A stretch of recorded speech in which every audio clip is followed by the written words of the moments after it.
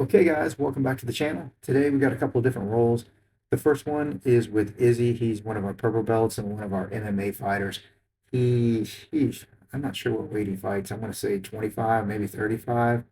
So it's the weight that I was fighting at, but many years ago for me, but actually older than him. I didn't have my first MMA fight until I was 38. But anyway, so of course we're going to go no gi, the way to go. Um, just making wedges here with my legs, as you can see. Controlling his legs, I'm not mean controlling his arms. That's what I'm grabbing in there, trying to limit his grips. I see I'm pushing on his head, pushing on his um, right ear when he was trying to pass to my right. I pushed on the other ear, it was going to help him pass. So just keeping my wedges in here with my knees, looking for the guillotine there. Dude, this guy, yeah, he's hard to guillotine, smaller neck, and he rolls really good like that. I've got to work on that and tightening that up because there again, he keeps going to that side. I'm not getting my leg over in time to cover his hip, so I screwed that up. Yeah, he's going for that crunch arm bar there, shoulder lock. I mean shoulder crunch. I mean, look at maybe he's looking there for a Kimura on me, so I'm just grabbing with my other hand, giving some support to my other hand when he's trying to get the Kimura on it. So I'm just making posture here, making a good base, making wedges with my hands. I can get my knee up there. He's doing a good job there controlling my posture. So generally, guys, these smaller guys are looking for triangles when they're controlling your posture like that. So I need to get my head up, my butt down, because when I'm like that, he's grabbing my head and looking for arm bars, or maybe a leg entry himself. See, he's trying to twist his hips there for that arm bar. I'm sitting back for my heel hook. I'm not doing a good job with my right leg. See, I did not control his leg very well. Now I'm going back for the guillotine again. Keep going back to the well. What is it? Boy, get the gilly. Get the gilly. So I'm trying for the gilly. And again, my fat ass does not move fast enough to stop his hips from jumping around. Huh, I did there. Okay, great. Glad I could get my leg over there to stop it. But I keep going back for it. My stubbornness. All right, there's got to be a way to do this. Is what I keep saying in my head. There's got to be a way to do it. And I just keep trying. But guys, that stubbornness can be good and help you learn stuff. But it could also be detrimental too if you keep screwing up. So now I'm going for my leg entry here. Like that little entry there. See, getting my feet crossed around the hip, controlling the hip, and gives me. See, there we go. Get the heel hook. My feet cross over the hip, guys. You got to control the hip. If you're not controlling the hip, he's going to be able to move out and free his leg. Just like I got to control the shoulder whenever I'm going for my armbar. So starting back here again, and looking to control his right arm there. Looking for I'm telling you right now, after this, I'm looking to sweep him over to my left because I've got my butterfly hook in there. When all of his weight gets over there to my right side, of course, I'm looking to use my butterfly hook from my sweep. So he keeps putting his head down. Izzy's got to work on that. He keeps putting his head down. He's giving me the opportunity there. He did a great job of jumping over on defending that guillotine there. When you get your head on the opposite side of your body, then you're pretty much out of the guillotine. They've got to have a really good, really good pull on your neck, be really strong in order to get the guillotine if your head is on the opposite side of your body. That's like, crazy stuff, like some Marcelo Garcia stuff. But Marcelo Garcia does it, but I don't see his students doing it. So when you grab my head, I'm looking for an armbar. That's where I'm going after his left arm. When you grab my head, I'm looking for that reverse armbar shoulder crunch right on that position. He's standing up on me, and he's fast, so I gotta be aware of that. So that's why I'm looking to grab his feet. If his feet get close to me, I'm grabbing one of those just to limit his movement. Making wedges, just making wedges there on the shoulder when he's going to pass to my left. For the head again, every time, man, you put your head down, man. You're inviting the guillotine. But he's doing a great job of falling over to his right hip. And yeah, perhaps I could go to the Dars, but I am stubborn. Okay. See, the reason I was able to get that, guys, is both feet got on his left hip, on really kind of like on the back of his hip.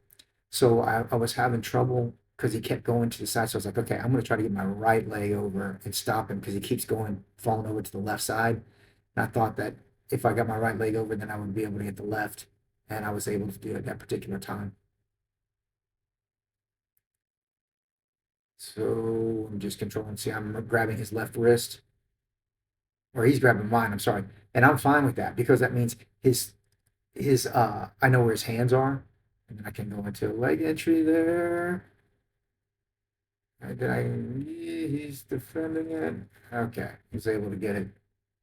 All right, you can rewind that too, guys, and look to see my entry there. Nothing, nothing out of the ordinary. Okay, well that's it. All right, well that was it with Izzy. Good stuff, brother. Okay, guys. Now this next one here. This was Daniel. He was a guest this day. He's friends with one of our black belts, and he trains at some other schools. He's down south of Houston. So I've never rolled with him, so it's our first roll together. And again, I am not wearing pants because my knee is so jacked up that I don't like the friction on my leg. So that's why I don't generally wear the gi pants. I just try to make a point to not grab their pants. I will push. So I got a little cheeky sweep there on him. Daniel, that's his name, yeah. So Daniel comes trying to come back. All right. Good stuff, man. Good stuff. I like his energy there. He's really trying and I enjoy that. He's definitely a skillful guy. He's got skills. So me with my left hand there, I'm grabbing the collar. I love the collar grip. I can really control distance and I can push you away to make distance, or I can pull you to bring you off balance by pulling you into me. See, I'm still holding on to that collar, still holding on to the collar. Maybe too long I'm holding on to the collar on that particular situation. So he got a pass there. Good job for Daniel. Good stuff, brother. So he got a pass on me there. So I'm just making a wedge there with my right hand, making wedges there with my left, seeing what might open up here. If he starts, see, I'm looking possibly to roll out. There's my chance to roll out. I should have taken it there. He's got that knee on belly, which is slowing me down. So good job from his part. So I just see how my hands are in tight to my neck, trying to limit any chokes. But I've got to worry about my left arm because that's my bad arm, and I don't want him arm barring that. So I got to be careful of that. So I'll take the right there when I'm able to grab his left leg. Now I'm much better shape by having him in his half guard. So I need to try to turn my hips to the mat. I'm sorry, my back to the mat and try to face him. See how he's got the gift wrap on me there? That slows my movement. Great job on his part. He starts to do this. I'm looking for potential bambolos from him. So I'm aware of that for any large movements that he might have. So he lets go of it so then I can bring him back into guard again. You see again, I am making my collar grips there and using my knees as wedges. Of course, he's trying to pop those wedges off there, get my knees out of the way so he can pass. And I'm just trying to keep my wedges in there. I want to bring in my left leg. See how it's dangling out there? That's not helping me. So now I'm able to get my left leg inside and able to get a little sweep on him there. It's hard to see because my cameraman sucks. It's like my cameraman's just sitting there doing nothing. It's not even moving. So I've got grip there in his collar. I like that collar grip. I'm trying to put his left shoulder to the mat. I want his left shoulder to the mat. Holding on to my arm there, looking to sweep me over. Yeah, I'm able to get, I think I'm able to get the pass here. What it looks like, I can't tell. Yeah, I think I've got the pass. Cameraman's not moving around. There we go. Okay, so settle down. Just try and settle down, get chest on chest, slow the game down, control, position before submission, that old saying. Just trying to limit his movement, see what might open up what he might give me here, whether it be a choke or an armbar. I like going knee on belly from here. So I want to get my right hand. He's got his there. I want that under the right. He's doing a good job with his left hand making a wedge there under my face. But if he reaches too far, see guys, don't reach through too far on that because now you can potentially get into a head and arm triangle. So you got to be careful with that. He's just trying to take some pressure off of him and yeah, try that bump sweep there, which was a good attempt on his part. Now see when I've got his. That's one of my favorite positions here. Gi is feeding that collar. From here, it's a really tight control over the head, which gets for that exactly. I love that choke. I love that choke. So, yeah, look at the time. See how much time's out. Yeah. So you see, rewind it, guys, if you need to see how I move the collar. It's pretty basic, but that offers me baseball chokes, knee on the belly, um, or that particular choke. I don't even know what the name of that choke is when you step your leg over the head, but I get that a lot. It's one of my bread and butter moves from back in the day when I was training gi a lot. But now I just enjoy. There we go. Got my little cheeky sweep there. I just enjoy no gi more because it's a faster game and I enjoy that. And it's easier on my joints too. Not having to push and pull so hard. So right now, since I'm in his guard, I want to try to stand up and split. So he's got that foot right there. That means what, boys and girls? Heel hook time. Yes.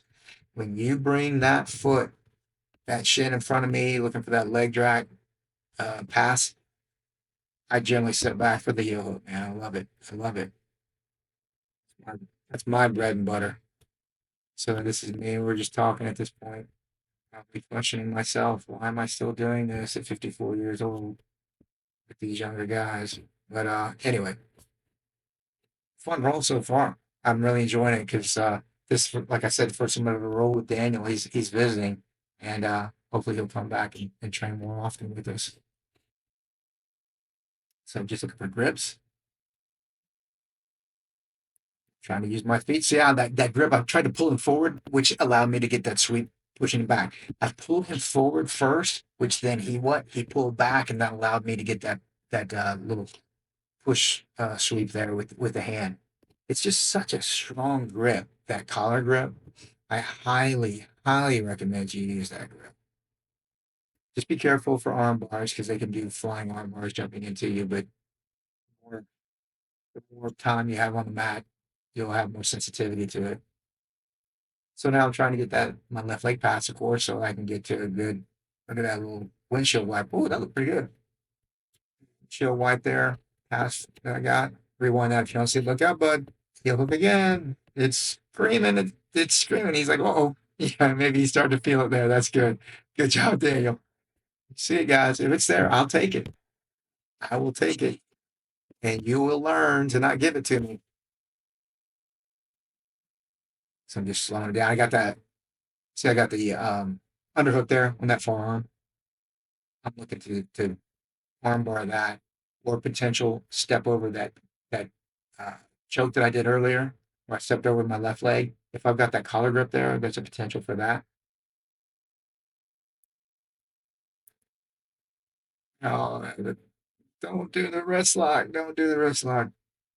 But when you put it in my collar like that, there's a very definite potential for a wrist lock. Know that, guys. You want to have the forearm underneath my chin, but don't be holding too hard into that collar there with your hand because that's screaming to get wrist lock. So I've got the arm bar, I mean the underhook there. He's doing a good job of making his wedges on me. That's fantastic.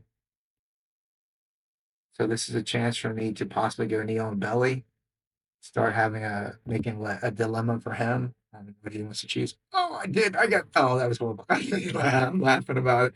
Oh, that was horrible on my part. Good stuff. Good stuff, brother. That was fun. That was fun. Damn. So again, hope he comes back. So guys, that was it. Hope you enjoyed both the roles today. Like, subscribe, comment, and like I always say, guys, just keep training. Have a great day. Take care.